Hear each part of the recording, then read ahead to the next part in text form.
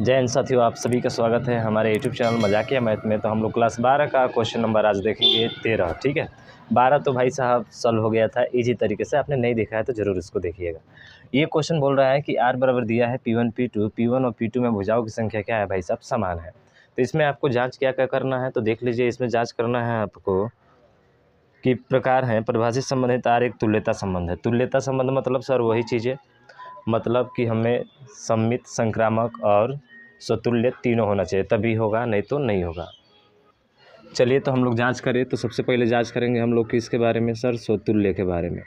तो आप सभी को पता है मेरे भैया, मुझको भी पता है, बहुत बार हमने हल कराया है। क्या होता है कि सर ये होता है हमारा, जैसे P1 है तो P1 और कॉमा क्या लेंगे हम लोग, P1 ही लेंगे।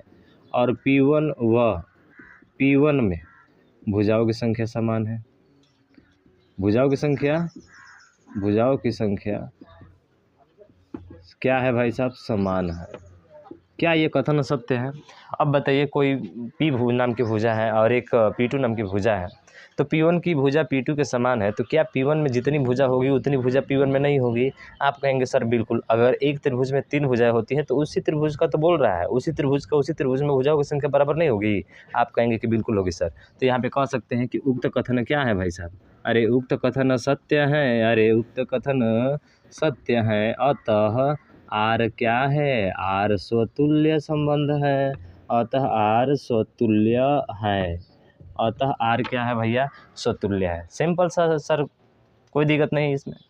अब बात करें हम लोग सममित की, किसके बारे में, सममित। तो सममित की जांच कैसे करते थे सर, तो P1, P2 यानी कि P1, P2 बिलोंग्स टू क्या है, R। इसका मतलब कि सर P1 में भुजाओं की संख्या बराबर है P2 में भुजाओं की संख्या के। यही तो बोला है हमसे, ठीक है।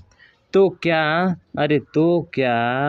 P2 बराबर P2 ठीक है, तो बराबर P2 P1 belongs to R होगा क्या? आप कहेंगे जी हाँ, यानी कि P2 भी बराबर किसके होगा, P1 के होगा। तो हम कह सकते हैं कि जी हाँ सरकार, बराबर होगा। अतः R क्या है, आपका सममित संबंध है। अतः R क्या है भाई साहब, सममित संबंध है। समझ में आया क्या सर? बिल्कुल समझ में आ गया, कोई दिक्कत नहीं। यहाँ पे हमको आया क्या समझ में सर? बिल्कुल। चलिए बात करें हम लोग संक्रामक की जांच। तो संक्रामक की जांच कैसे करते थे सर हम लोग, तो हम लोग मानते थे सर P1, P2 अरे बिलोंग्स टू R। इसका मतलब P1 में भुजाओं की संख्या P2 में भुजाओं की संख्या की क्या होगी, बराबर होगी। Equation number first. उसके बाद से सर हम लोग मानते थे, माना P2, P3, अगला मानते थे उसका बिलोंग्स टू R, यानी कि P2 बराबर होगा किसके, P3 के। ये समीकरण नंबर 2 था आपका। समझ में आया क्या? तो देखिए भाई, समझ में आ रहा है तो इसको अच्छे से लिखिए। हाँ, लेकिन पहले समझ लीजिए अच्छे तरीके से, समझ रहे हैं ना? हाँ, सबसे पहले ज़रूरी है भाई साहब अच्छे तरीके से समझना। तो ये इतना तो चीज़ें आपने लिख लिया अच्छे तरीके से, बिल्कुल। तो लिख लिया तो समीकरण 1 व समीकरण 2 से हम लोग कंपेयर करते थे। अरे करते थे कि नहीं, आप कहेंगे करते थे सर। तो करिए कंपेयर यार, करिए कंपेयर। तो समीकरण 1 व 2 से आप कह सकते हैं, ठीक है। मिटा देना भैया ऊपर वाला, अरे ऊपर वाला मिटा देना भैया, बोलिए। आप कहेंगे बिल्कुल सर मिटाइए ज़रूर, ठीक है। ये बराबर देने का मतलब समझ रहे हैं ना आप, कि P1 में जो है, P1 और P2 में भुजाओं की संख्या क्या है, समान है। उसी तरह से P2 में P3 में भुजाओं की संख्या क्या होगी, समान होगी। तो हम लोग कह सकते हैं कि समीकरण 1 व समीकरण 2 से, तो यहाँ पे लिख सकते हैं समीकरण 1 व 2 से। 1 और 2 से क्या कि सर P1 में भुजाओं की संख्या बराबर P2 में भुजाओं की संख्या बराबर P3 में भुजाओं की संख्या। अतः क्या लिख सकते हैं, यहाँ पे लिख सकते हैं अतः P1 बराबर किसका हो जाएगा, P3, यानी कि P1 में भुजाओं की संख्या P3 में भुजाओं की संख्या की क्या होती हैं, बराबर होती हैं, जब तीनों आपस में बराबर होते हैं। ठीक है ना? बिल्कुल सर। तो हम लोग कह सकते हैं कि P1, P3 बिलोंग्स टू क्या होगा, R। अतः R क्या है, अरे अतः R संक्रामक संबंध होगा। अतः R संक्रामक संबंध होगा। क्या कोई दिक्कत हुआ यहाँ तक सर? कोई दिक्कत नहीं हुआ।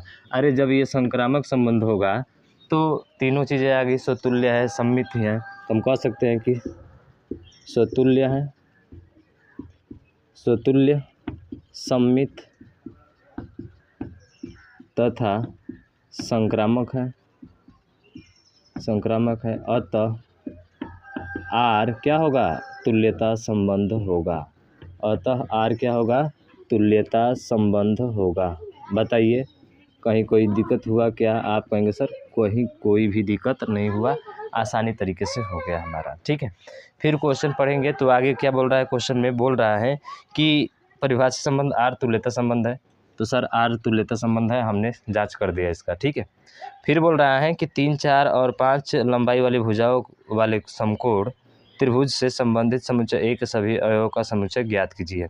तो चलिए इसके समुच्चय अवयव को ज्ञात करना है। तो ये क्या बोल रहा है, तो 3, 4, 5 वाले, तो समकोण त्रिभुज है तो भाई साहब 3, 4, 5 वाले मतलब क्या, ये 3 होगा तो ये 4 होगा और ये क्या होगा 5 होगा, ये आपका त्रिभुज हो जाएगा। ठीक है, यानी कि 3, 4, 5 भुजाओं वाले त्रिभुज आपका कौन सा होगा, ये वाला हो जाएगा। तो नीचे लिख सकते हैं कि जो आकृति होगी वो कौन सी आकृति होगी, सर यही आकृति होगी। क्या होगी, यही आकृति होगी। किसके, 3, 4, 5 समकोण बनाने वाली भुजाओं की आकृति। तो नीचे लिख लीजिएगा, अगर लिखना चाहते हैं तो लिख लीजिएगा 3, 4, 5 भुजाओं वाले 3, 4, 5 भुजाओं वाले त्रिभुज 3, 4, 5 भुजाओं वाले त्रिभुज से 3 भुजाओं वाली 3 भुजाओं वाली आकृति संबंध रखेगी। आकृति भुजाओं वाली 3 भुजाओं वाली आकृति क्या रखेगी, संबंध रखेगी। ठीक है, संबंध रखेगी मतलब इसकी 3 भुजाओं वाली संबंध रखेगी।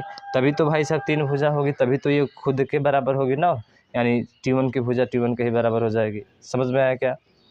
ठीक है, तो 3, 4, 5 समकोण त्रिभुज बनेगा, यही आपकी आकृति इसकी हो जाएगी। बस 13 नंबर क्वेश्चन को उड़ा दिए भाई साहब यहाँ से।